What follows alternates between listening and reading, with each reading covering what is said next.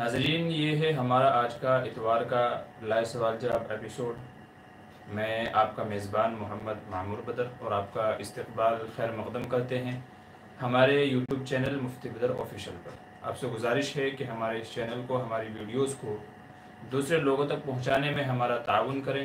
अल्लाह ताला आपको जज़ाए खैर अता फ़रमाए और आपके नाम अमाल में बतौर सदक़ा जारिया इसको अल्लाह तबारक व तआला आपका हिस्सा नसीब फरमाए।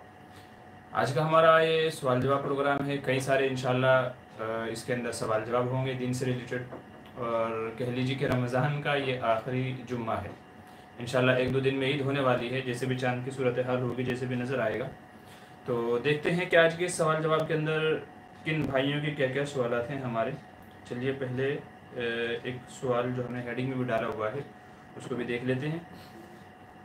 एक भाई का सवाल है कि जी बहुत सारे लोग हमने रमज़ान में देखा है कि छोटे छोटे बच्चों से रोज़ा रखते हैं, जिनकी उम्रें 5 साल, 6 साल, 7 साल, 8 साल, 10 साल। तो ऐसे छोटे छोटे बच्चों से रोज़ा रखवाते हैं और फिर रोज़ा रखने के बाद में इफ्तारी के वक्त में एक बड़ी पार्टी मनाई जाती है कि भाई आज हमारे 5 साल के बच्चे ने, 6 साल के बच्चे ने रोज़ा रखा है। तो पार्टी मनाई जाती है, रिश्तेदारों को बुलाया जाता है, दावतें और केक वगैरह भी काटे जाते हैं, दुनिया भर की चीज़ें होती हैं। सवाल ये है कि आया इसकी इजाज़त है कि नहीं। जवाब यह है कि इस्लाम ने किसी को भी उसकी ताकत से ज़्यादा का मुकल्लफ़ नहीं बनाया है। आदमी के अंदर जितनी ताकत है, जितनी इस्तिताअत है, जितनी हिम्मत है, जितना वो कर सकता है, उतने का ही मुकल्लफ़ बनाया है। उससे ज़्यादा बोझ शरीयत ने उसके ऊपर नहीं डाला है। नबी करीम सल्लल्लाहु अलैहि वसल्लम की एक हदीस से हमको ये फरमान मिलता है, जिसमें आप सल्लल्लाहु अलैहि वसल्लम ने इरशाद फरमाया कि जब तुम्हारे बच्चे 7 साल के हों तो नमाज का हुक्म दो, और 10 साल के जब वो हो जाएँ तो नमाज ना पढ़ने पर उनको मारो, अगरचे बालिग होने के बाद में, यानी 15 साल की उम्र में या बालिग होने की अलामत पाई जाए तब। तो 15 साल की उम्र में बच्चा बालिग होता है, मगर 10 साल की उम्र में कहा जा रहा है कि नमाज ना पढ़ने पर उसको मारो। गोया 10 साल की ये उम्र ऐसी उम्र है कि जिसमें आदमी किसी काम के लिए रेडी हो जाता है, तैयार हो जाता है, और वो शरीयत के जो हकाम हैं उनके मुताबिक अमल करना स्टार्ट कर सकता है। तो उलमा फरमाते हैं कि बच्चा 10 साल का है, कम से कम 10 साल का, उससे नीचे के बच्चों से रोज़ा रखवाना सही नहीं है, क्योंकि दिन भर रोज़ा रखना, भूखे प्यासे रहना, ये बच्चों के लिए बड़ा तकलीफ दह काम है। इसलिए कि बच्चे दिन भर खाते रहते हैं। आदमी तो 3 बार खाता है, बच्चे 10 बार खाते हैं। तो जिनकी साल भर आदत है कई कई बार खाने की, तो अगर उनको दिन भर भूखा रखा जाएंगे तो बड़ी मशक्क़त होगी, बड़ी तकलीफ़ होगी।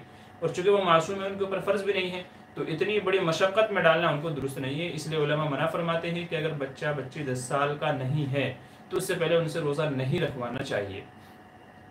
10 साल का है या 10 साल के आसपास का है, लेकिन सेहतमंद है, जिस्म के एतबार से लगता है कि ये रोज़ा मुकम्मल कर लेगा या मुकम्मल कर लेगी, किसी के बारे में अगर गुमान है कि ये रोज़ा मुकम्मल कर लेगी, इसे कोई ज़्यादा तकलीफ़ नहीं होगी, तो फिर रोज़ा रखवाया जा सकता है 10 साल या 9 साल या उसके आसपास की। लेकिन उससे ज़्यादा छोटा बच्चा 5 साल का, 6 साल का, 7 साल का, ऐसे बच्चों से क़तन रोज़ा नहीं रखवाना चाहिए, क्योंकि उनको जो मशक्क़त व तकलीफ़ होगी वो बिल्कुल मुनासिब नहीं है, शरीयत ने इसकी इजाज़त नहीं दी है। तो 10 साल या 9 साल का या 10 साल से ऊपर का बच्चा है और उसके बारे में भी गुमान है, जो नाबालिग है, गुमान है कि रख लेगा, उसी से रखवाया जाए, जिसके बारे में यकीन है कि सेहत साथ नहीं देगी, भूख प्यास बहुत ज़्यादा बढ़ जाएगी, तकलीफ़ होगी, रोएगा, चिल्लाएगा, घर में शरारतें करेगा और परेशान करेगा सबको, तो फिर ऐसे बच्चों से रोज़ा नहीं रखवाना चाहिए। ये तो मसला हो गया है रोज़े के ताल्लुक़ से। अब आ जाते हैं दूसरे पॉइंट पे कि जब ऐसे बच्चे रोज़ा रख लेते हैं तो उनकी रोज़ा कुशाई की जाती है, मतलब दावत की जाती है, खुशियाँ मनाई जाती हैं, केक काटे जाते हैं। याद रखिए, इसकी बिल्कुल इजाज़त नहीं है। बच्चे ने रोज़ा रखा, बड़ी उम्दा बात है, बड़ी अच्छी बात है, उसकी हौसला अफजाई करनी चाहिए और आइंदा भी उसको तरगीब देनी चाहिए। कुछ हल्का फुल्का अपने एतबार से इनाम दे दिया जाए, उसकी तो इजाज़त है, अपने पास से कुछ इनाम दे दिया जाए, उसकी तो इजाज़त है। लेकिन बाकायदा केक कटवाना, मंगवाना, और जो है यहाँ तक के लोगों को देखा है कि अखबारात में फ़ोटो देते हैं अपने बच्चों का अखबारात में फ़ोटो देते हैं कि हमारे 6 साल के बच्चे ने रोज़ा रखा है, हमारी 5 साल की बच्ची ने रोज़ा रखा है, इसका ये नाम है, फुला जगह से। तो बाकायदा फ़ोटो में मतलब इश्तिहार दे करके वो करवाते हैं। सवाल ये है कि आपने जो नेकी की थी, जब उसके अंदर रियाकारी दाखिल हो गई, लोगों का बता रहे हैं, शो कर रहे हैं कि देखो हमारे बच्ची ने रोज़ा रखा है, तो उस बच्ची ने जो रोज़ा रखा उसको सवाब आपको कहाँ से मिलेगा? सब लोगों को बता करके इश्तिहार फ़ोटो दे करके अखबारात में, हालांकि फ़ोटो खिंचवाना भी हराम है, वो मना है, तो आपने बच्ची के रोज़े के अजर और सवाब को ज़ाय कर दिया इश्तिहारात अखबारात में उसका नाम दे करके, फ़ोटो दे करके। तो इसलिए इश्तिहारात देना, अखबारात में नाम देना, ये भी जायज़ नहीं है, और बाकायदा केक काटना और उसको एक पार्टी की शक्ल दे देना, तकरीब की शक्ल दे देना, इसकी भी इजाज़त नहीं है। हाँ, ये है बच्चे की हौसला अफजाई के लिए आप अपनी तरफ से कुछ रकम, कुछ भी खाने पीने का सामान आप उसको ला करके दे सकते हैं, या जो भी मुनासिब लगे आपको वक्त और मौके के हिसाब से उसकी इजाज़त है, इसकी गुंजाइश है। ये है छोटे बच्चों का रोज़ा रखवाना और इनके रोज़ा कुशाई के सिलसिले में जो हमारे यहाँ ये खुराफात फैली हुई हैं उनका हुक्म। तो इस तरह की चीज़ों से बचना चाहिए, जितनी शरीयत ने इजाज़त दी है उतने पर अमल करे, और जिसको मना किया है उससे बाज रहना चाहिए, शरीयत का यही तकाजा है।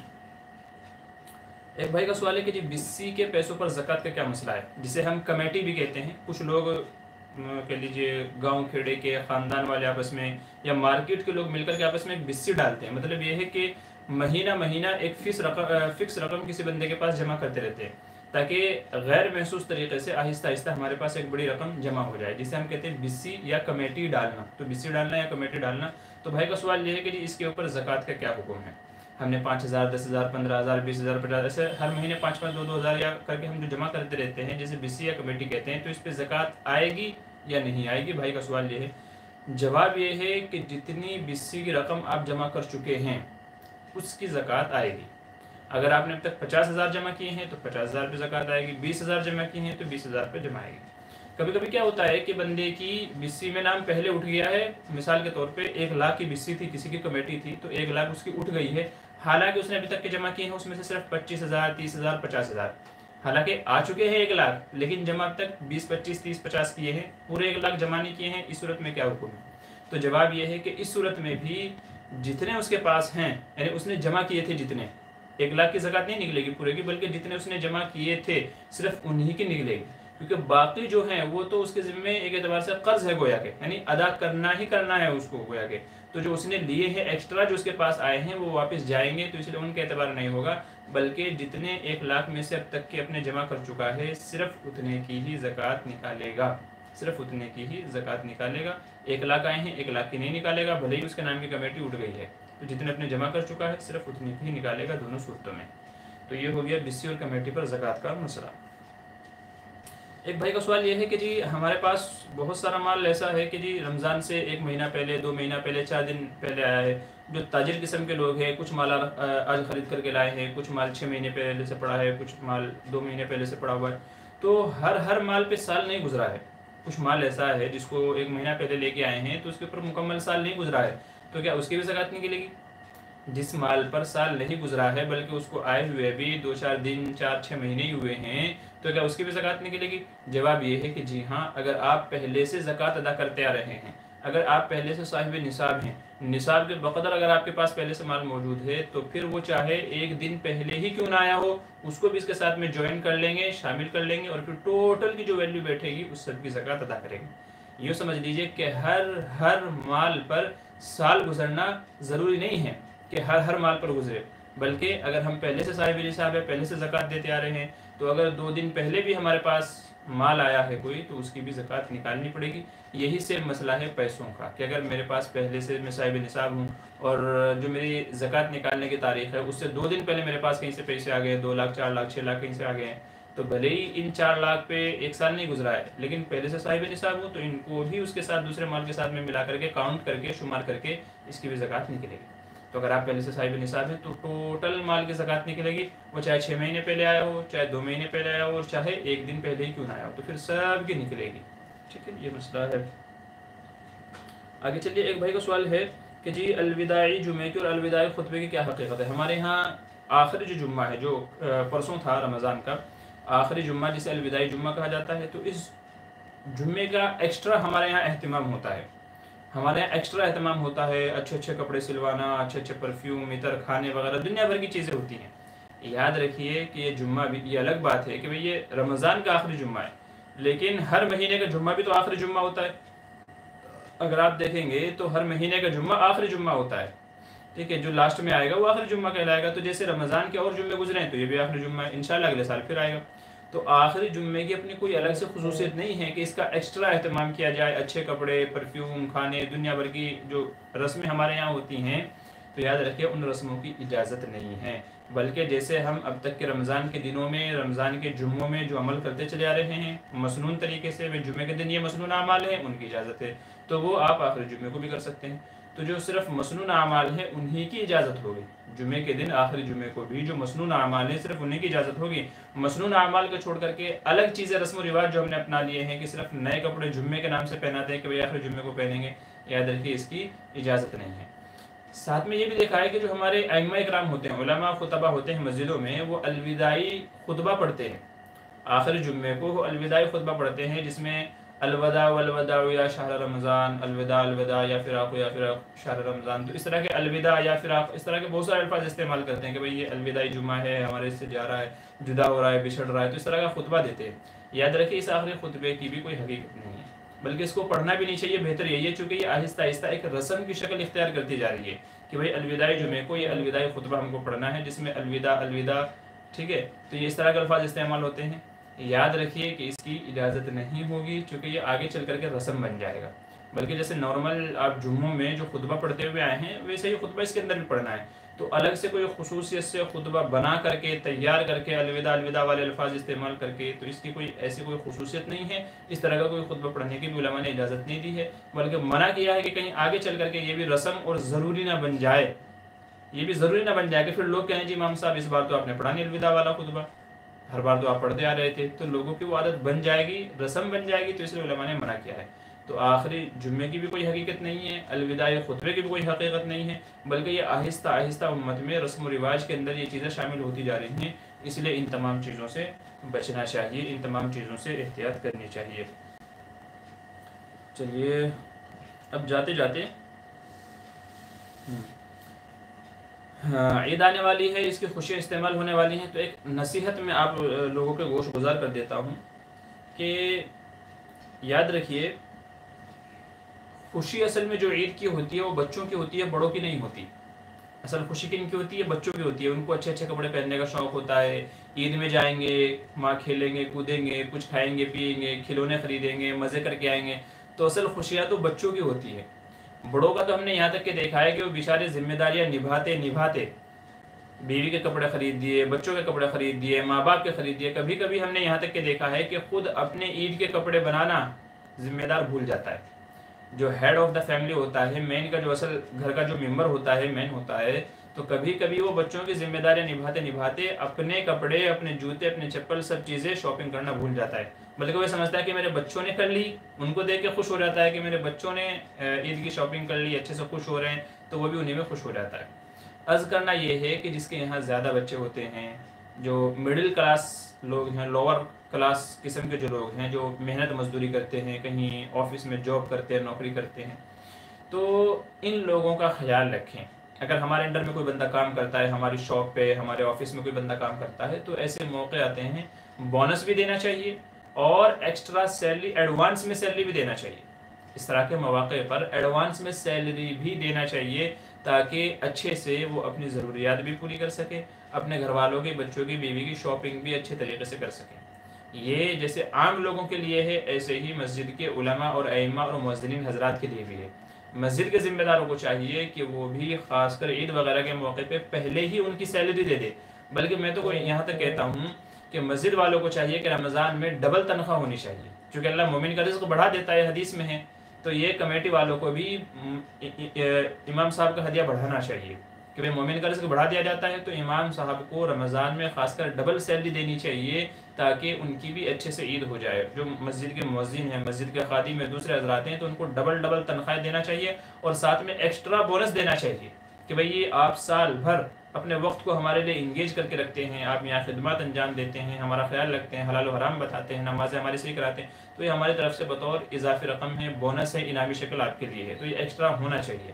بہرحال تو عام لوگ بھی اسی کے اندر ہیں اور ساتھ میں مسجد کا امام، مؤذنین حضرات بھی اس کے اندر ہیں کہ اس مواقع پر جو باس قسم کے لوگ ہیں، جو آنر ٹائپ کے لوگ ہیں، یعنی جن کے یہاں کوئی بندہ کام کرتا ہے، شاپ پہ، جاب یا آفس وغیرہ میں کام کرتا ہے، تو چاہیے کہ ایسے لوگوں کو ایڈوانس میں سیلری دیں، ایکسٹرا سیلری دیں اور ساتھ میں کچھ نہ کچھ بونس بھی دیں تاکہ ان کی بھی عید و خوشیاں اچھے طریقے سے گزر جائیں۔ نہیں تو جس کی چھوٹی فیملی ہے وہ تو شاید کر لے گا کسی نہ کسی طریقے سے، لیکن جس کی بڑی فیملی ہے، 4 بچے ہیں، 5 بچے ہیں، بیوی بھی ہے، ماں باپ بھی ہے، بھائی بھی ہے، بہن بھی ہے چھوٹے چھوٹے، تو بتائیے کہ وہ سیلری میں سب کی خوشیاں کیسے خریدے گا؟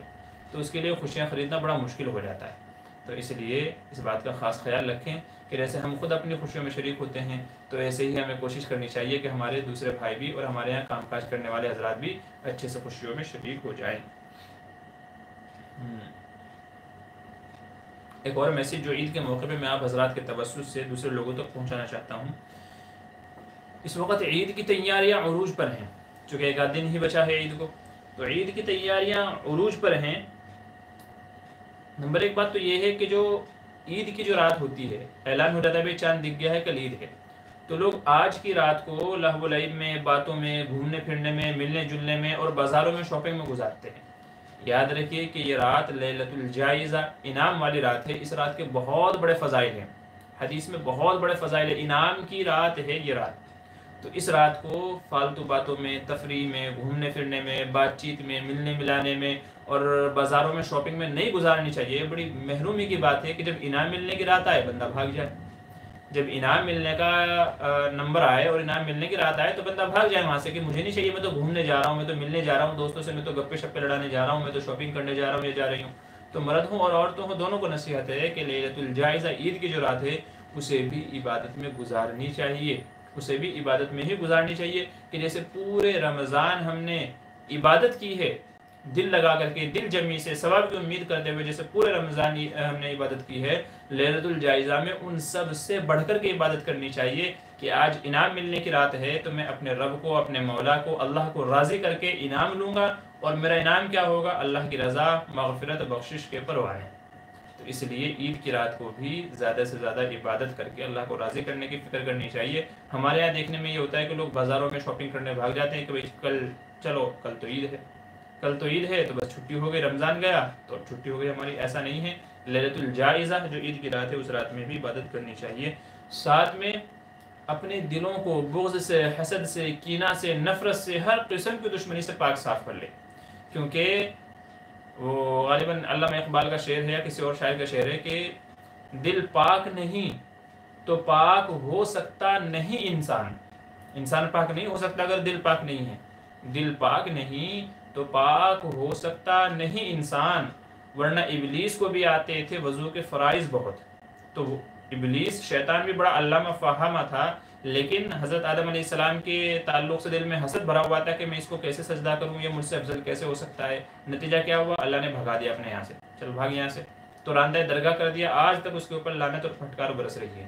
تو دلوں کو یہ عید کا موقع ہے، اگر چاہتے ہیں کہ اللہ تعالی ہماری مغفرت کے فیصلے فرمائے تو دلوں کو بغض سے، حسد سے، نفرت سے، عداوت سے، دشمنی سے، تمام کمیوں کوتاہیوں سے، تمام جرموں سے پاک صاف کر لیں، تب جا کر کے اللہ تبارک و تعالیٰ کی رحمت کاملہ، مغفرت کاملہ متوجہ ہوگی، اور صحیح معنوں میں ہم رمضان کے اندر اپنی مغفرت کروانے والے بنیں گے۔ ورنہ یاد رکھیں کہ عبادت تو کی مگر دل میں دشمنیاں بھی ہیں، دل میں حسد بھی بھرا ہوا ہے، دل میں کینہ بھی بھرا ہوا ہے، تو بتائیے کہ اللہ تعالیٰ ایسے بندے کی معافی کیسے فرمائیں گے؟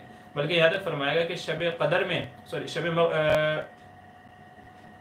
15 شعبان کو، جی شب مغفرت میں، شب برات میں 15 شعبان کو جن لوگوں کی مغفرت نہیں ہوتی ان میں سے وہ لوگ ہیں جن کے آپس میں دشمنی ہو اور جن کے دلوں میں حسد اور کینہ ہو، تو ان کی معافی نہیں ہوتی۔ تو یہ لیلۃ الجائزہ عید کا موقع ہے، بڑے بڑے انعامات ملنے والے ہیں، مغفرت کے انعامات ملنے والے ہیں۔ اگر ہمارا دل حسد سے، کینہ سے پاک نہیں ہوگا تو یاد رکھیں مغفرت کاملہ بھی ہماری طرف، اللہ کی طرف سے متوجہ نہیں ہوگی۔ تو اس لیے اس موقع پر سب اپنے بھائیوں سے گلے ملیں، خوشی کے ساتھ میں ملیں، اپنے جو بھی پیچھے ہم سے کمیاں کوتاہیاں ہو چکی ہیں انسان ہیں تو ان کی معافی تلافی کریں، دنیا ہی میں معافی تلافی کر کے آپس میں بھائی چارگی قائم کر لیں، ایک دوسرے کے حقوق کو ادا کر لیں، جو بھی آپس میں دوریاں تھیں ان دوریوں کو ختم کر کے عید کے موقع پر ایک دوسرے کے گھر جائیں، گلے ملیں، عید کی مبارکباد دیں اور خوشیاں بانٹیں، جتنی بھی ہو سکے خوشیاں بانٹیں، تو دلوں کو ہر قسم کے عیوب سے، ہر اس چیز سے صاف کر لیں اور اپنے دل کو ایک دم خالی رکھیں، اللہ کی رضا کے لیے سب سے معافی، عفو درگزر اور معافی تلافی کا یہ عمل کریں۔ ہمارے یہاں لوگ یہ سمجھتے ہیں کہ جی اچھے کپڑے پہننے کا نام عید ہے، ٹھیک ہے، سیویاں پکانے کا، کھانے پکانے کا اور عطر پرفیوم لگانے کا نام عید ہے۔ ایک شاعر نے صحیح معنوں میں عید کسے کہتے ہیں، صحیح معنوں میں عید کسے کہتے ہیں اس کو ذکر کیا ہے کہ صحیح معنوں میں عید کسے کہتے ہیں۔ سنیے اشعار میں اس نے بیان کیا ہے کہ عید اصل میں کس شخص کی ہے، تو وہ میں اشعار آپ کے سامنے پڑھ کر کے سنا رہا ہوں۔ یہ اشعار کیسے لگے اور صحیح بھی ہیں کہ نہیں ہیں، حقیقت پر مبنی ہے کہ نہیں ہے، ٹرو ہے کہ نہیں ہے، سچ بولا ہے کہ نہیں بولا ہے، آپ کمنٹ کر کے مجھے ضرور بتائیے گا۔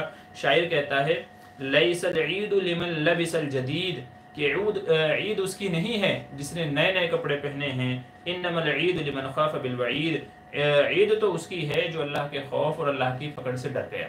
تو نئے کپڑے پہننے کا نام عید نہیں ہے، بلکہ جو اللہ کی پکڑ اس کے خوف سے ڈر گیا، عید تو اصل اس کی ہے۔ لیس العید لمن تبخر بالعود، عید اس کی نہیں ہے کہ جس نے عود سے، عطر سے، پرفیوم سے اپنے آپ کو مزین کیا ہے، عید کے پرفیوم کے چھڑکاؤ اپنے اوپر کیے ہیں، عمدہ عمدہ خوشبوئیں استعمال کی ہیں، عید اس کی نہیں ہے۔ بلکہ انما العید لمن تاب ولا یعود، بلکہ عید تو اس کی ہے کہ جس نے پکی سچی توبہ کر لی اور وہ پھر کبھی گناہ نہ کرے، پھر وہ کبھی گناہ نہ کرے، پکی سچی توبہ کر لی ہے تو اصل میں عید تو اس کی ہے۔ لیس العید لمن نصب القدور، عید اس کی نہیں ہے کہ جس نے گھروں میں اچھے اچھے کھانے پکوان بنائے ہیں، اچھے اچھے ڈشیں تیار کی ہیں، اس کی عید نہیں ہے۔ انما العید لمن سعد بالمقدور، بلکہ عید تو اس کی ہے کہ جس نے حتی الامکان نیک بننے کی کوشش کی ہے، جس نے پوری کوشش صرف کر دی ہے، خرچ کر دی ہے کہ میں کیسے نیک بندہ بن جاؤں، متقی پرہیزگار دیندار بندہ بن جاؤں، تو عید تو کیا ہے، اس کی ہے۔ آگے سنیے، لیس العید لمن تزین بزینت الدنیا، کہ عید اس کی نہیں ہے جس نے دنیاوی اعتبار سے زیب و زینت اختیار کی، اچھے کپڑے پہنے، نئے جوتے پہنے، نئے چپل پہنے، نئی نئی چیزیں پہنی ہیں، تو جس نے دنیاوی زیب و زینت اختیار کی ہے۔ لیس العید لمن تزین بزینت الدنیا، عید اس کی نہیں ہے، بلکہ انما العید لمن تزود بزاد التقوی، عید تو اس کی ہے کہ جس نے آخرت کے لیے تقوی اور پرہیزگاری کو اختیار کر لیا ہے، جو متقی بن گیا ہے، عید تو اصل میں اس شخص کی ہے۔ لیس العید لمن رکب المطایا، عید اس کی نہیں ہے کہ جو سواریوں پہ سوار ہو کر کے عیدگاہ کے لیے جا رہے ہیں، سواریوں پہ سوار ہو کر کے یہاں ملنے جا رہے ہیں، وہاں ملنے جا رہے ہیں، تو سواریوں پہ سوار ہو کے جو جا رہے ہیں، گھوم پھر رہے ہیں، عید ان کی نہیں ہے۔ انما العید لمن ترک الخطایا، عید تو اس کی ہے کہ جس نے گناہوں کو چھوڑ دیا، جس نے خطاؤں کو، جرموں کو چھوڑ دیا، تو عید تو اس کی ہے۔ لیس العید لمن بسط البساط، عید ان کی نہیں ہے جنہوں نے اپنے گھروں میں صاف صفائی کی ہے، اچھے اچھے قالینیں بچھائی ہیں، اچھے اچھے چادریں بچھائی ہیں، تو جنہوں نے اپنے گھر کو سجایا، بناؤ سنگار کیا ہے، عید ان کی نہیں ہے۔ انما العید لمن جاوز الصراط، عید تو اس کی ہے جو پل صراط کو پار کر گیا، جس نے اتنے نیک اعمال اور اعمال کا ذخیرہ اپنے پاس جمع کر لیا کہ جس سے پل صراط پر سے کامیابی کے ساتھ گزر جائے، تو اصل میں عید تو اس شخص کی عید ہے۔ تو لیس العید لمن بسط البساط انما العید لمن جاوز الصراط، کہ عید تو اصل میں اس شخص کی ہے کہ جو پل صراط سے گزر گیا۔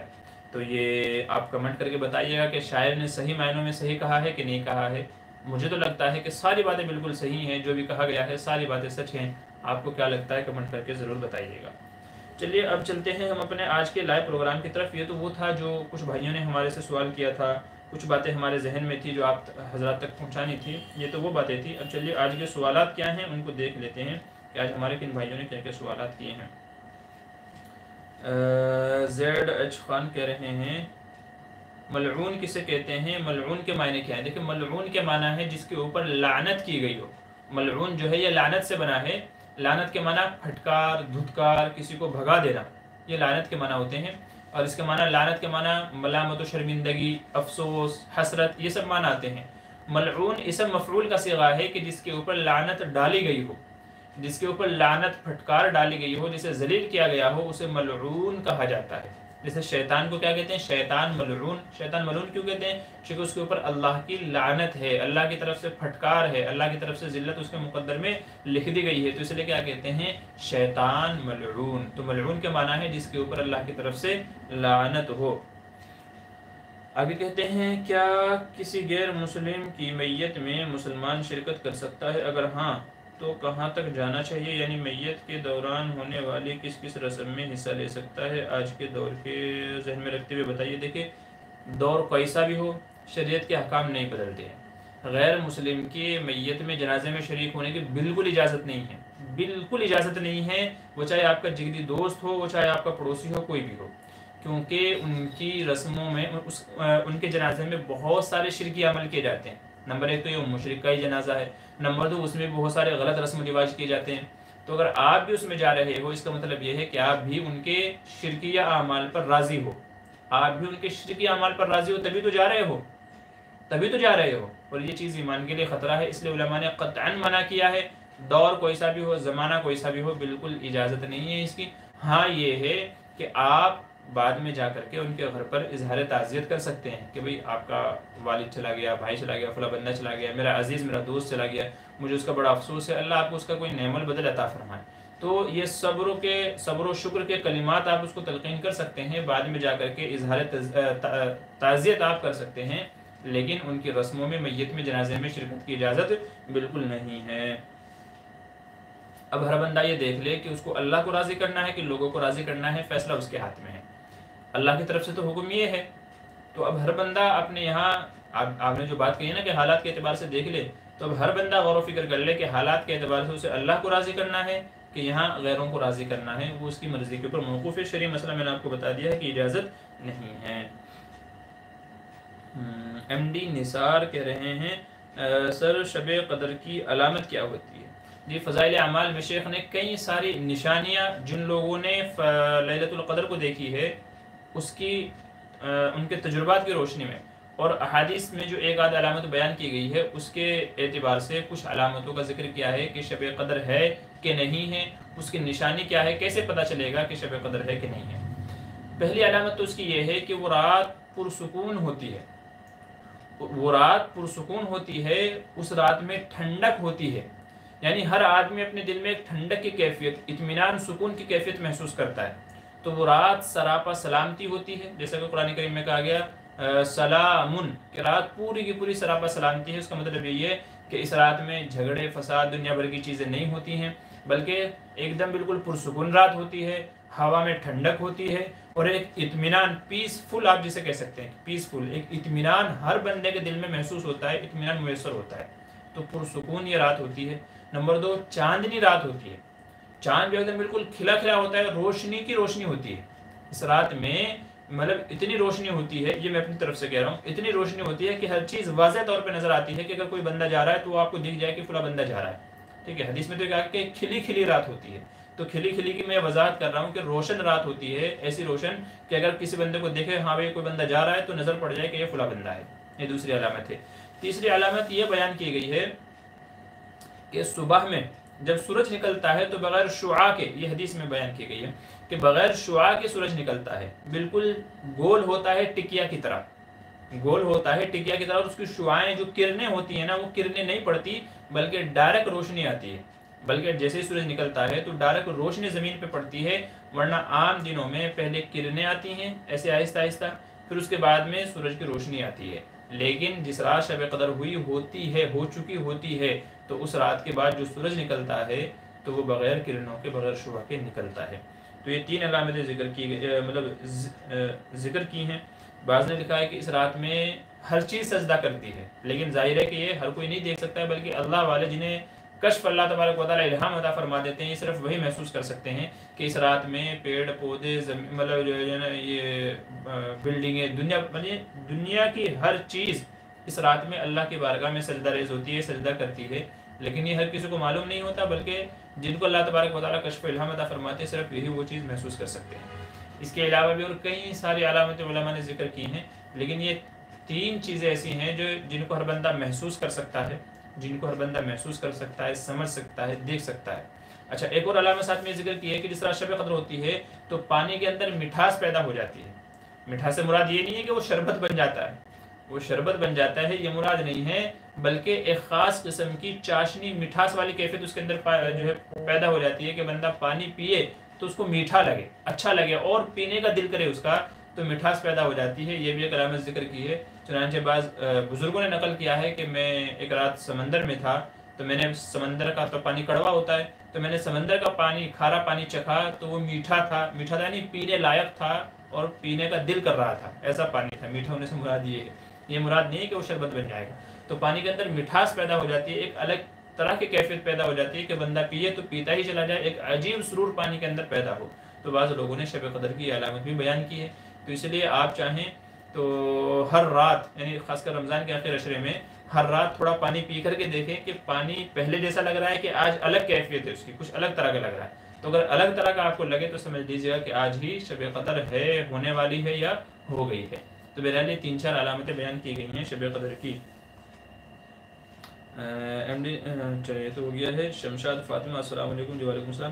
اوابین کی نماز کتنی رکعت پڑھے؟ 2 پڑھے یا 4 پڑھے؟ اوابین تو عشاء مغرب کی نماز کے بعد پڑھی جاتی ہے جو کہ 6 رکعت ہے. اوابین جو ہیں وہ مغرب اور عشاء کے درمیان پڑھی جاتی ہیں، مغرب کی نماز کے بعد پڑھی جاتی ہیں، تو اس کی 6 رکعتیں ہیں. حدیث میں 6 رکعتوں کو کہا گیا. جو یہ 6 رکعتیں پڑھے گا اللہ تبارک و تعالیٰ جنت میں اس کے لیے محل بنائے گا. تو اوابین پڑھنے کے فضائل ہیں تو وہ 6 رکعت پڑھنے پر ہیں. تو اگر کوئی پڑھنا چاہے تو پھر 6 رکعت پڑھے، 2 یا 4 نہیں. ٹھیک ہے، تو یہ ہماری آج کے لائے سوال جواب کا ہے. اور آج شاید لگتا ہے کہ سب لوگ جو ہے نا وہ خریدی میں اور دوسری چیزوں میں بہت زیادہ بزی ہیں، اس لیے لوگ ادھر حاضر نہیں ہو پا رہے ہیں اور ادھر حاضر نہیں ہو رہے ہیں. چلیے اس موقع پہ میں مناسب سمجھتا ہوں کیونکہ اور سوالات ہمارے پاس نہیں ہیں فی الحال، تو عید کی نماز کا طریقہ آپ حضرات کے گوش گزار کر دوں. چونکہ عید کی نماز میں ہوتا یہ ہے کہ لوگ دوسروں کی دیکھا دیکھی پڑھتے ہیں. چونکہ سال میں صرف 2 بار یہ موقع آتا ہے، ایک قربانی کے ٹائم پہ اور ایک عید کے ٹائم پہ. دو ٹائم بھی آتا ہے سال میں نماز پڑھنے کا موقع، اور تھوڑا یونیک الگ مختلف طریقہ ہے عید کی نماز پڑھنے کا. تو لوگ بھول جاتے ہیں کہ طریقہ کیا ہے، لوگ بھول جاتے ہیں کہ طریقہ کیا ہے عید کی نماز پڑھنے کا. اس لیے وہ بازو والے کو دیکھتے ہیں کہ اس نے ہاتھ اٹھائے کہ نہیں اٹھائے، اس نے ہاتھ اٹھائے ہیں کہ نہیں اٹھائے، اس کو دیکھتے ہیں اور اس کے مطابق وہ عمل کرتے رہتے ہیں. اب اس نے غلط کیا تو یہ بھی غلط کرے گا، اس نے صحیح کیا تو یہ بھی صحیح کرے گا. اس لیے ضروری ہے کہ عید کی نماز جب آپ پڑھنے جائیں تو پہلے ہی کسی سے معلوم کر لیں کہ بھئی عید کا نماز کا طریقہ کیا ہے، تاکہ اطمینان سے آپ اپنی نماز ادا کریں، دوسرے کی دیکھا دیکھی ادا نہ کریں. دیکھیے عید کی 2 رکعت ہیں شکرانے کے طور پر. قربانی کا بھی یہی طریقہ ہے، یعنی عید الاضحیٰ کی نماز کا بھی یہی طریقہ ہے، عید الفطر کی نماز کا بھی یہی طریقہ ہے، سیم طریقہ ہے. صرف 2 رکعت شکرانے کی نماز پڑھنی ہے. یہ نماز ہر عاقل بالغ مسلمان مرد پر فرض ہے. عورتیں اگر عیدگاہ میں پہنچ جائیں تو وہ بھی نماز پڑھیں گی، لیکن عورتوں پر ویسے عید کی نماز نہیں ہے. عید کی نماز عورتوں پر نہیں ہے، لیکن اگر کہیں پر انتظامات ہے، کہیں عیدگاہ میں وہ پہنچ جاتی ہیں، پڑھنا چاہیں، جیسے حضور صلی اللہ علیہ وسلم کے زمانے میں تھا، انتظامات تھے اور وہ خیر القرون تھا، فتنہ فساد کا ڈر بھی نہیں تھا، تو اگر کہیں پر اس طرح کا ماحول ہے تو پھر وہ نماز پڑھ سکتی ہیں. باقی یہ ہے کہ گھروں میں رہتے ہوئے عورتوں پر عید کی نماز نہیں ہے. ساتھ میں یہ بھی مسئلہ حل کرتا چلوں کہ پھر عورتیں کیا پڑھیں گی. عورتیں کیا پڑھیں گی تو فرمایا کہ ان کے لیے یہ ہے کہ چاشت کا وقت ہونے کے بعد میں، ٹھیک ہے، چاشت کا وقت ہونے کے بعد میں وہ لوگ 2 رکعت نماز پڑھ لیں، انشاءاللہ اسی پر ان کو عید کا ثواب مل جائے گا. ٹھیک ہے، نہیں تقریباً 10 بجے کے آس پاس وہ عید کی نماز کی جگہ 2 رکعت پڑھ لیں اپنے گھروں میں رہتے ہوئے، انشاءاللہ اللہ تعالیٰ انہیں کو اس پر وہ ثواب مرحمت فرما دیں گے. اچھا یہ بھی مسئلہ یہاں پر واضح کر دوں کہ جس بندے کی عید کی نماز بالکل چھوٹ جائے، جس بندے کی بالکل عید کی نماز چھوٹ جائے، یا کوئی بندہ ایسی جگہ ہے کہ جہاں پہ عید کی نماز کے شرائط ہی نہیں پائے جاتے، چونکہ عید کی نماز بھی ہر جگہ نہیں ہوتی، بلکہ جہاں جمعہ ہوتا ہے وہیں عید کی نماز ہوتی ہے. چھوٹے چھوٹے گاؤں کے جہاں پر جمعہ نہیں ہوتا ہے وہ لوگ کیا کریں گے، یا کسی کی عید کی نماز چھوٹ جائے کہیں بھی نہ ملے تو وہ کیا کرے گا. ان کے لیے بھی علماء یہ فرماتے ہیں کہ یہ اپنی جگہ پر رہتے ہوئے، اپنے مقام پر رہتے ہوئے 2 رکعت نماز پڑھ لے چاشت کے وقت میں، تو انشاءاللہ یہی یعنی نارمل طریقے سے 2 رکعت نفل پڑھ لیں، انشاءاللہ اللہ تعالیٰ ان کو بھی وہی عید کی نماز کا ثواب مرحمت فرمائے گا. تو یہ اس شخص کے لیے جہاں پر عید کی نماز نہیں ہوتی، چھوٹے چھوٹے گاؤں کھیڑے ہیں وہاں پر، جس بندے کی عید کی نماز بالکل چھوٹ گئی ہے تو وہ کیا کرے، تو اس کے لیے یہ مسئلہ ہے. اور عورتوں کے لیے بھی یہ مسئلہ ہے کہ گھروں میں رہتے ہوئے 2 رکعت پڑھیں، انشاءاللہ اسی پر ان کو ثواب مل جائے گا. اب آتے ہیں عید کی نماز کے طریقے کی طرف کہ عید کی نماز کا طریقہ کیا ہے. تو 2 رکعت ہیں اور یہ واجب ہیں ہر مسلمان مرد پر، عقل مند پر، بالغ کے اوپر. تو جو بھی بالغ ہے، عقل مند ہے اور شہر کے اندر ہے جہاں پر جمعہ ہوتا ہے تو ہر اس شخص کے اوپر واجب ہے. واجب کا مطلب یہ ہے اگر بغیر شرعی عذر کے چھوڑے گا تو گنہگار ہوگا، بغیر شرعی عذر کے چھوڑے گا تو گنہگار ہوگا. واجب ہونے کا مطلب یہ ہے. تو عیدگاہ میں جائیں گے، 2 رکعت نماز پڑھیں گے. 2 رکعت نماز پڑھنے کا طریقہ یہ ہے. 2 رکعت پہلے تو نیت آپ سمجھ لیں، نیت کیا کریں گے. نیت ہم کو یہ کرنی ہے 2 رکعت نماز واجب عید الفطر یا واجب عید الاضحیٰ. 2 رکعت نماز واجب عید الاضحیٰ اللہ تعالیٰ کے واسطے پڑھ رہا ہوں، رخ میرا کعبہ شریف کی طرف ہے، پیچھے اس امام کے ہیں اور اللہ اکبر، بس یہ دل میں نیت کرنی ہے. ٹھیک ہے، اگر آپ صرف اتنی نیت کر لیں گے کہ 2 رکعت نماز عید الفطر، تو بھی آپ کی نیت ہو گئی ہے، تو بھی آپ کی نیت ہو گئی ہے. لیکن ہمارے بزرگ جو بتاتے ہیں تو وہ ہمارے جو بڑے اکابرین نے جو لکھا ہے تو نیت پروپر اس طریقے سے کرے تاکہ اس میں ساری چیزیں آپ کی آ جائیں کہ بھائی 2 رکعت نماز ہے اللہ کی رضا، یعنی میں کسی دکھاوے کے لیے نہیں پڑھ رہا ہوں بلکہ اللہ کی رضا کے لیے پڑھ رہا ہوں، اور میرا رخ بھی صحیح ہے، قبلے کی طرف میرا رخ ہے، اور امام کی اقتداء اور اتباع تو آپ کو کرنی ہے. اگر اقتداء کی نیت نہیں کریں گے تو آپ کی نماز نہیں ہوگی. تو امام کی اتباع کی اقتداء کی نیت بھی کرنی ہے. تو اس لیے 3-4 چیزیں جمع کر لیتے ہیں تو ان کو الفاظ میں اس طریقے سے بولتے ہیں. یاد رکھیے یہ ضروری نہیں ہے, میں پھر سے کہہ رہا ہوں کہ یہ ضروری کوئی فرض نہیں ہے, بہتر ہے کہ اس طریقے سے نیت کر لے تاکہ ہر چیز کی کلیئرلی سمجھ میں آ جائے. 2 رکعت نماز واجب عید الفطر واسطے اللہ تعالیٰ کے, رخ میرا کعبہ شریف کی طرف, پیچھے اس امام کے اللہ اکبر, یہ کہہ کر کے آپ کو نیت باندھ لینی ہے. پہلی رکعت میں ثنا پڑھنے کے بعد میں امام صاحب 3 تکبیریں کہیں گے. چونکہ عید کی نماز میں 6 زائد تکبیریں کہی جاتی ہیں. کتنی؟ 6 زائد تکبیریں عید کی نماز میں کہی جاتی ہیں. تو اس لیے, اور یہ 6 زائد تکبیریں کہنا یہ بھی واجب کے درجے میں ہے, یہ بھی واجب ہے, کوئی تکبیر چھوڑنی نہیں ہے, کوئی تکبیر چھوڑنی نہیں ہے. تو یہ 6 زائد تکبیریں کہنی ہیں. 3 تکبیریں پہلی رکعت میں ہیں, 3 تکبیریں بعد کی رکعت میں ہیں. تو پہلی رکعت میں امام صاحب ثنا پڑھیں گے, اور ثنا پڑھنے کے بعد سورہ فاتحہ کی قرأت سے پہلے, سورہ فاتحہ کے ثنا کے جسٹ بعد میں 2 مرتبہ اللہ اکبر کہیں گے. اللہ اکبر کہہ کر کے ہاتھ چھوڑ دیں گے, نارمل باندھیں گے نہیں. شروع میں آپ نے تکبیر تحریمہ کہہ کر کے اللہ اکبر ہاتھ باندھ لیے ہیں. اب ثنا پڑھیں گے, ثنا پڑھنے کے بعد میں اللہ اکبر کہہ کر کے ہاتھ چھوڑ دیں گے, اللہ اکبر کہہ کر کے ہاتھ چھوڑ دیں گے, اللہ اکبر تیسری مرتبہ کہہ کر کے ہاتھ باندھ لیں گے. یہ سینے پہ باندھ رہا ہوں, اس کا مطلب یہ نہیں ہے کہ میں سینے پہ ہاتھ باندھنے کا قائل ہوں, نیچے ہی باندھنا ہے, لیکن چونکہ آپ کو دکھے گا نہیں اس لیے سینے پہ باندھ کے دکھاتا ہوں آپ کو. تو ثنا کے بعد میں 3 تکبیریں کہنی ہیں, شروع کے 2 میں ہاتھ چھوڑنے ہیں, اور تیسری میں اللہ اکبر کہہ کر کے ہاتھ باندھ لینے ہیں. اب امام صاحب سورہ فاتحہ پڑھیں گے, کوئی دوسری سورت ساتھ میں ملائیں گے, رکوع کریں گے, سجدہ کریں گے. پہلی رکعت مکمل ہو گئی.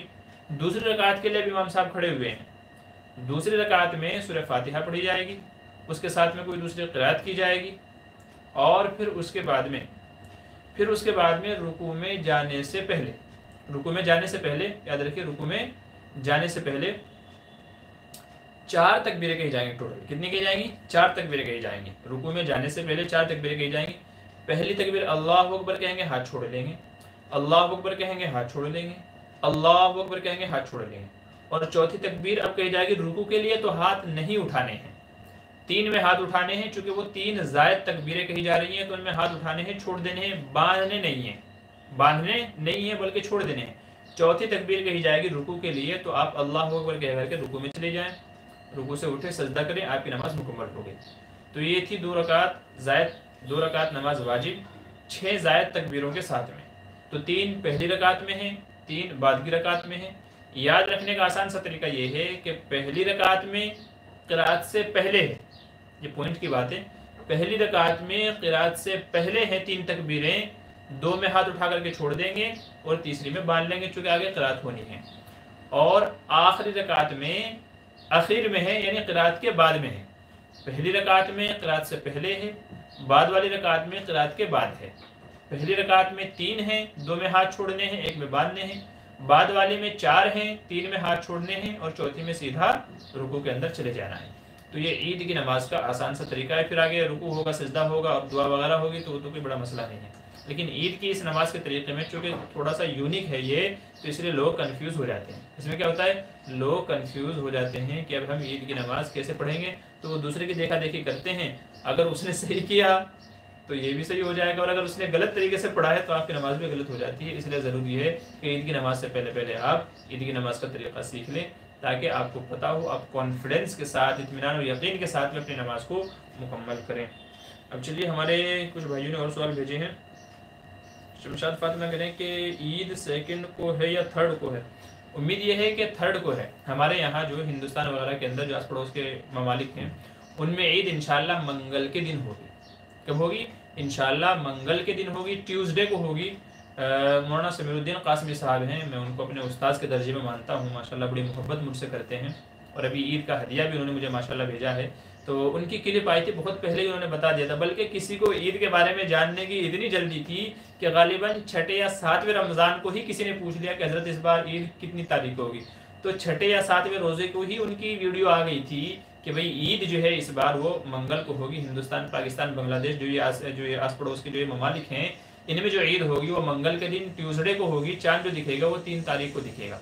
تو لوگوں کو اتنی جلدی تھی کہ انہوں نے 4 5ویں رمضان کو ہی پوچھ لیا ان سے. حضرت جو ہے چونکہ یعنی مولانا سمیر الدین قاسمی صاحب جو ہیں, وہ انگلینڈ کے اندر رہتے ہیں، اور علم الفلکیات جسے کہتے ہیں، اسکائی یعنی آسمان کا علم جسے کہتے ہیں، ستاروں کا علم، کب چاند کہاں ہوگا کب کہاں نہیں ہوگا، تو علم الفلکیات جسے کہتے ہیں، حضرت کو اس میں بڑی مہارت حاصل ہے، اس میں ماشاءاللہ بڑی مہارت حاصل ہے، اور ایک زمانے سے آپ یہ خدمت انجام دیتے ہوئے آ رہے ہیں، اور 2 سالوں میں اب تک کے جب سے میرا حضرت سے رابطہ ہوا ہے، میں دیکھ رہا ہوں کہ حضرت نے جو فیصلہ کیا کہ بھئی اس بار چاند اتنی تاریخ کو دکھے گا، تو الحمدللہ اتنی ہی تاریخ کو وہ دکھا ہے، کیونکہ ڈیجیٹل زمانہ ہے، وہ بھی آج کے زمانے کی ٹیکنالوجی جو ہے اسی ٹیکنالوجی کو استعمال کر کے، اور ساتھ میں مطلب شرعی شہادتیں اور ان کی بنیاد پر ہی وہ بتا دیتے ہیں کہ بھئی اتنی تاریخ کو انشاءاللہ اس بار چاند دکھے گا، اور ساتھ میں یہ بھی کہہ دیتے ہیں کہ بھئی یہ 100% نہیں ہے، اصل تو چاند دکھے گا تو ہی عید ہوگی، لیکن یہ ہے کہ چاند اس تاریخ کو دکھے گا، چونکہ ہمارا جو سائنس ہے، ہماری جو ٹیکنالوجی ہے، وہ یہ کہتی ہے کہ اتنی تاریخ کو چاند دکھے گا اور اتنی تاریخ کو نہیں دکھے گا۔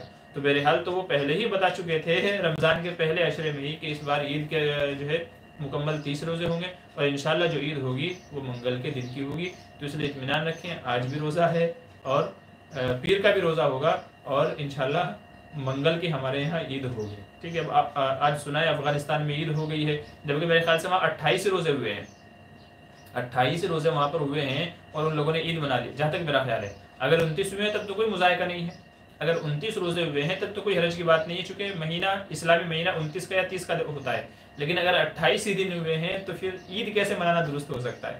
حضرت نے میں صبح میں ویڈیو اپلوڈ کیا تھا، ماشاءاللہ آپ لوگوں نے بڑا پسند کیا اس کو، تو اس کے اوپر بھی حضرت نے ویڈیو ڈالی تھی کہ بھئی افغانستان میں آج عید ہے، تو انہوں نے کیوں عید منائی، اور ان کا عید منانا صحیح ہے کہ نہیں ہے، اور آخر مطلب اصل میں انہیں کس تاریخ کو عید منانی چاہیے تھی، تو حضرت نے ویڈیو ڈالی ہے، آپ کو دیکھ لیجیے، وہاں آپ کو مزید خلاصہ مل جائے گا۔ کہہ رہے ہیں رمضان میں ہمارے 18 پارے پورے ہوئے ہیں، کیا کریں؟ تو آپ رمضان کے بعد پورا مکمل قرآن کریں، دیکھ 18 پارے ہوئے ہیں رمضان میں ہوئے ہیں، 12 پارے جو باقی بچے ہیں وہ آپ عید کے بعد میں مکمل کر لیں، مکمل یا قرآن ہو جائے، پھر اپنے مرحومین کے لیے ایصال ثواب کرنا ہے آپ کو وہ کر لیں، اپنے لیے ذخیرہ آخرت سمجھ کے رکھنا ہے، اپنے لیے بچا کر رکھ لیں، بہرحال قرآن مکمل ہی کریں، ادھورا نہ چھوڑیں۔ رمضان کے بعد ٹائم ہے، جیسے ہم نے رمضان میں پڑھے ہیں رمضان کے بعد بھی پڑھیں گے، تو آپ اپنا ایک شیڈول بنائیں اور پورا کا پورا مکمل کریں، 18 پارے پہ اس کو نہ چھوڑیں، ٹھیک ہے۔ شاداب عالم کہہ رہے ہیں پاکستان میں سیاسی بحث مختلف مسئلے کے بارے میں آپ کی کیا رائے ہے؟ دیکھیے وہاں کی سیاست میں کیا ہوتا ہے مجھے اس سے کوئی مطلب بھی نہیں ہے، اور مجھے بولے تو کوئی مطلب بھی نہیں ہے، ٹھیک ہے۔ وہاں کیا ہوتا ہے کیا نہیں ہوتا ہے ہم کو کیا پڑی ہے، جو وہاں رہتے ہیں وہ خود جانیں گے، وہاں کے جو اسکالر ہیں یا جو وہاں کے وہ لوگ ہیں وہ خود جانیں گے ان کے یہاں کیا ہو رہا ہے کیا نہیں ہو رہا ہے۔ البتہ یہ ہے کہ جہاں تک دینی مسئلے مسائل کا علم ہے کہ وہ جو دینی مسئلے بتاتے ہیں، شرعی جو مسئلے بتاتے ہیں، تو اس میں یہ ہے کہ وہ ایک معتبر عالم دین ہے، ایک معتبر مفتی ہیں، اور ایک معتبر ادارے میں جامعۃ الرشید کراچی کے اندر وہ اپنا وہاں درس دیتے ہیں، علم حدیث پڑھاتے ہیں، تو بہرحال شخصیت آپ کی مسلم ہے، اور شخصیت آپ کی کہہ لیجیے بے داغ ہے، یعنی معتبر شخصیت ہے آپ کی شرعی اور دینی مسائل کے تعلق سے۔ اب شرعی مسائل کو چھوڑ کر کے سیاست میں دنیاوی دوسری چیزوں میں وہ کیا ہے، تو اس کا ہمیں کچھ پتہ نہیں ہے، اس میں آدمی غلط بھی ہو سکتا ہے صحیح بھی ہو سکتا ہے، ٹھیک ہے، اس میں غلط بھی ہو سکتا ہے صحیح بھی، تو اس لیے کچھ کہنا ہی بیکار ہے اس سلسلے میں، تو نہ ہاں کہتے ہیں نہ کہتے ہیں، بلکہ خاموشی اختیار کرتے ہیں کہ خاموشی سب سے بہترین جواب ہے، من سمتا نجات، جس نے جو خاموش رہا اس نے کیا کی نجات کی، ٹھیک ہے۔ اچھا کیا کہہ رہے ہیں ناصر بھائی، کہہ رہے ہیں کہ 18 پارے مجھے دے دیجئے، تو آپ نے کیا 12 پارے پڑھے ہیں کہ 18 ان کے لے گئے اور 12 میں اپنے ملا کے قرآن مکمل ہو لے گا؟ ایسا نہیں ہے، جنہوں نے جتنا قرآن پڑھا ہے اسے کوشش کریں ادھورا نہ چھوڑیں، بلکہ رمضان کے بعد میں تھوڑی محنت کریں، ہمت کریں، اور انشاءاللہ اس کو مکمل کر کے ہی دم لیں، ٹھیک ہے، اور کوشش کریں کہ بھئی ہمیں ہر رمضان میں مطلب نارمل دنوں میں تو معمول رکھنا ہی ہے، ہم کو پڑھنا ہی پڑھنا ہے، لیکن رمضان میں زیادہ سے زیادہ قرآن مکمل کرنے کی فکر کرنی ہے۔ وہ جب بھی ہوگا جب کہ آپ کو قرآن صحیح سے پڑھنا آتا ہوگا، تو پہلے آپ فکر کریں کہ مجھے قرآن پڑھنا صحیح ہو جائے، تھوڑا تیزی کے ساتھ مجھے قرآن پڑھنا آ جائے، یعنی صحیح مخارج کے ساتھ میں، قواعد کے ساتھ میں، اصول و ضابطے کے ساتھ میں مجھے اچھے سے پڑھنا آ جانا چاہیے۔ تو انشاءاللہ جیسے بھی آپ کہہ رہے ہو کہ 18 پارے ہوئے ہیں، میرے خیال سے جن کو اچھا قرآن پڑھنا آتا ہے تو وہ عید سے پہلے بھی اگر چاہیں تو 12 پارے مکمل کر سکتے ہیں آرام سے۔ ہر نماز کے بعد میں اگر ایک پارا پڑھیں گے تو 2 دن میں 10 پارے ہو جائیں گے، تو 12 پارے مکمل کرنا کوئی مشکل نہیں ہے ان لوگوں کے لیے جن کو قرآن اچھے سے پڑھنا آتا ہے، اور جو پورا کرنا چاہیں تو وہ انشاءاللہ کر سکتے ہیں۔ بہرحال کوشش یہ کرنی ہے کوئی قرآن ادھورا نہ چھوٹے، اس کو مکمل کریں، رمضان میں نہیں ہو سکا کوئی بات نہیں ہے، رمضان کے بعد مکمل کرنے کی فکر کریں۔ کیا کہہ رہے ہیں ناصر بھائی، یہ مفتی صاحب ہمارے سوال کا جواب نہیں دیں گے، جو لکھا کر یاد کر کے آئے ہیں ان کا دیں گے بس؟ ایسا نہیں ہے بھائی ناصر بھائی، آپ نے کیا سوال پوچھا ہے ناصر میاں، नासिर सेठ, आपने शब कदर के बारे में पूछा था, आपका सिर्फ एक सवाल था शब कदर के बारे में, उसका मैं जवाब दे चुका हूँ। और अगर आप उस वक्त गायब हो चुके थे तो बाद में देख लीजिएगा, ठीक है। शब कदर की अलामत क्या है मैं दे चुका हूँ, मैं कोई रट रटा के नहीं आता। ये देखिए आप लोगों के मैं कमेंट ही पढ़ रहा हूँ, यहाँ पे मेरे फ़ोन में देख लीजिए, आपके कमेंट पढ़ रहा हूँ मैं, और वो कमेंट पढ़ के ही मैं जवाब दे रहा हूँ। कुछ लोग जो मुझे पर्सनल में पूछते हैं उनके भी जवाब देता हूँ, जिनका व्हाट्सएप पे फेसबुक पे मुझे सवाल के जवाब आते हैं उनको भी मैं यहाँ डाल देता हूँ। और आप लोग जो पूछते हैं लाइव, ये देख लीजिए, अगर आप चाहें तो और मैं जूम करके दिखा देता हूँ। ये हिंदी वगैरह में जिन लोगों ने पूछे हैं, उर्दू वगैरह में जो पूछे हैं, ये सारे उन्हीं के सवालों के जवाब हैं, ठीक है। आप बाद में देख लीजिएगा, मैं रट के नहीं आता हूँ अल्हम्दुलिल्लाह, बल्कि आप लोग जो पूछते हैं ऑन द स्पॉट, जो अल्लाह दिल में बात डालता है, जहन में डालता है, मैं उनके जवाब देता हूँ। तो इसलिए इस खाम ख्याली में न रहें कि मैं रट के आता हूँ, रट के नहीं आता हूँ, मैं सब के सवालों का जवाब देता हूँ। हाँ ये है कि पहले से जो बात चली आ रही है, या पहले जिसने सवाल किया है पहले उसके सवाल का जवाब दूंगा। तो आपने जो सवाल किया था शब कदर के बारे में, उसका भी मैं जवाब दे चुका हूँ, ठीक है। तो नासिर मियाँ चलो ठीक है, आगे क्या करें। शहरी में 1 मिनट लेट हो गए तो क्या रोज़ा होगा? देखिए शहरी का वक्त अगर ख़त्म हो चुका है, अगर शहरी का वक्त ख़त्म हो चुका है, ऐन शहरी का जो वक्त है, यानी उसके बाद फजर शुरू हो जाती है, अजान हुई है नहीं है उससे मतलब नहीं है, लेकिन वक्त ख़त्म हो चुका है। अब उसके बाद में अगर आप 10 सेकंड भी लेट हो जाते हो, 10 सेकंड, आधा मिनट, अगर 1 मिनट अगर आप लेट हो जाते हो, यानी उसके बाद आप खाते पीते हो, वक्त ख़त्म हो चुका है, वक्त के ख़त्म होने के बाद में अगर आप खाते पीते हो तो फिर आपको रोज़ा नहीं होगा, फिर आपको रोज़ा नहीं होगा, चूँकि वक्त ख़त्म हो चुका है। अब तो फजर का वक्त शुरू हो गया है, तो जो शहरी का वक्त था वो ख़त्म हो गया है, तो भले ही आधा मिनट क्यों ना गुजरा हो, 30 सेकंड क्यों ना गुजरी हो, अब खाना पीना जायज़ नहीं है, खाए पिएंगे तो रोज़ा नहीं होगा। अच्छा नासिर भाई, आप भी ये कमेंट पढ़ रहे होंगे, तो मैंने इसी का जवाब दिया है, ये कोई रटा हुआ नहीं था, पहले से वो नहीं था। और ये कौन भाई हैं शादाब आलम जिन्होंने पूछा है, मेरी इनसे कोई पर्सनल मुलाकात भी नहीं है कि मैं इनको जानता हूँ, तो अल्हम्दुलिल्लाह मेरा वो मसला नहीं है। जैसे बहुत सारे लोग सेटअप बना के रखते हैं कि भाई तू ये पूछना, तू वो पूछना, मेरा अल्हम्दुलिल्लाह ऐसा नहीं है, ठीक है। जो पूछता है मैं उसका जवाब देता हूँ। आपको भी जो पूछना है आप पूछ लीजिए, जिसका पता होगा बता दूंगा, जिसका नहीं पता होगा माजरत कर लूँगा, ठीक है। तो इसलिए दिमाग से जो है अपने गलत फहमी को निकाल दीजिए। गलत फहमी बहुत सारे गुनाहों को जन्म देती है, ठीक है। आदमी बदगुमानी के अंदर मुब्तला होता है, फिर उसके बारे में झूठ बोलने लग जाता है, कभी कभी इल्ज़ाम तराशा करने लग जाता है जैसे आप कर रहे हो। तो इसलिए गलत फहमी से निकलिए, ऐसा नहीं है।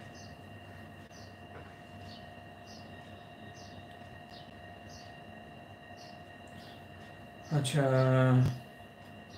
ठीक है, तो जिस भाई ने जो सवालात पूछे हैं नासिर मियाँ, अब तक के जो भी सवालात पूछे गए हैं इंशाल्लाह अल्हम्दुलिल्लाह मैंने सबके जवाब दे दिए हैं।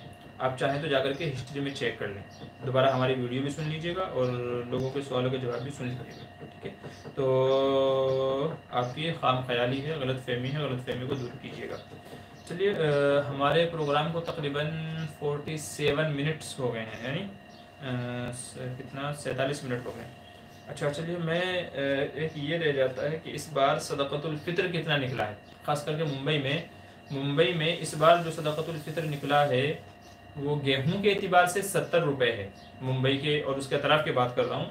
तो मुंबई में इस बार जो सदक़ाए फ़ितर है वो गेहूं के एतबार से 70 रुपये है। अगर कोई गेहूं के एतबार से एक फ़ितरा देना चाहे फ़ीकस, ठीक है, पर पर्सन अगर कोई अदा करना चाहे तो एक बंदे का गेहूं के एतबार से 70 रुपये है। और जौ, बारली, चूँकि वो महंगा है बारली, तो बारली के एतबार से, जौ के एतबार से 210 रुपया, 210 रुपया पर पर्सन अगर कोई जौ के एतबार से निकालना चाहे तो एक बंदे का 210 रुपया फ़ितरा उसको, एक फ़ितरा उसको देना है। और अगर कोई खजूर देना चाहे तो तकरीबन 900 रुपये, 900 रुपये, 250 रुपये जो खजूर होती है नॉर्मल मिल जाती है, ठीक ठाक कीमत की मिल जाती है, तो उसके एतबार से 3.5 किलो खजूर के एतबार से तो तकरीबन 900 रुपये खजूर के एतबार से अगर कोई बंदा फ़ितरा अदा करना चाहे तो पर पर्सन खजूर के एतबार से 900 रुपये फ़ितरा उसको अदा करना है। और किशमिश चूँकि खजूर से महंगा होता है, तो किशमिश के एतबार से अगर कोई बंदा निकालना चाहे तो उसको 1225 रुपये, 1225 रुपये एहतियातन 1250 रुपये, 1250 रुपये एहतियातन वो एक बंदे का फ़ितरा निकाल दे।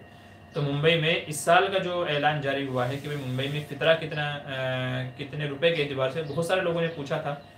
तो गेहूं के एतबार से 70 रुपये है, जौ के एतबार से 210 रुपये है, खजूर के एतबार से 900 रुपये है, और किशमिश के एतबार से तकरीबन 1250 रुपये, 1250 रुपये। तो ये फ़ितराना है मुंबई के अंदर इस साल का, यानी 2022 का ये फ़ितरा है। चूँकि हर साल कीमतें अलग होती रहती हैं, घटती रहती हैं, बढ़ती रहती हैं, تو ہر سال کا الگ الگ فطرہ نکلتا ہے، اور رمضان کے آخر عشرے میں چونکہ لوگ ادا کرتے ہیں، تو رمضان کے آخر عشرے میں یہ اعلان جاری کیا جاتا ہے کہ بھئی اس سال کا فطرہ اتنا ہے، جس کو دینا ہے تو اس اعتبار سے اپنے فطرے کو ادا کرے گا اور فطرے کو دے گا. ٹھیک ہے، تو چلیے یہ تھے آج کے ہمارے سوال و جواب. چلیے انشاءاللہ عید کے بعد پھر ملاقات ہوگی دوسرے پروگرام کے اندر. آپ حضرات سے اب کے لیے مجھے اجازت دیجیے. انشاءاللہ حیات باقی، ملاقات باقی. آپ لوگوں کے اکثر سوالوں کے، کیا سبھی سوالوں کو میں نے جواب دے دیے؟ آج تو کوئی زیادہ سوالات نہیں تھے، تو سب سوالوں کے میں نے جواب دے دیے الحمدللہ. تو پھر آپ لوگوں سے ملاقات ہوگی. ایڈوانس میں آپ سب لوگوں کو عید مبارک. تقبل اللہ منا ومنکم صالح الاعمال. حضور صلی اللہ علیہ وسلم کا اور آپ کے اصحاب کا، صحابہ کا یہ معمول تھا کہ جب عید کے دن ایک دوسرے سے ملتے ملاقات کرتے تو یہ دعا دیتے تھے، تقبل اللہ منا ومنکم صالح الاعمال، کہ اللہ آپ کے بھی نیک اعمال کو قبول فرمائے اور ہمارے بھی نیک اعمال کو قبول فرمائے. تو آپ سب لوگوں کو میری جانب سے ایڈوانس میں عید مبارک. اللہ سب کو خوش رکھے، ہنستا رکھے، اور اللہ تبارک و تعالیٰ سب کی ضرورتوں کو پورا فرمائے، تمام پریشانیوں کو ختم فرمائے، اور اللہ تبارک و تعالیٰ ہمارے ملک کے اندر امن اور سکون پیدا فرمائے. تو چلیے ایڈوانس میں عید مبارک. انشاءاللہ پھر ملاقات ہوگی. خدا حافظ. السلام علیکم ورحمۃ اللہ وبرکاتہ. میں آپ کا میزبان، آپ کا چھوٹا بھائی محمد معمور بدر، اور آپ کا استقبال ہے ہمارے یوٹیوب چینل مفتی بدر آفیشیل پر. اجازت دیجیے، انشاءاللہ پھر ملاقات ہوگی.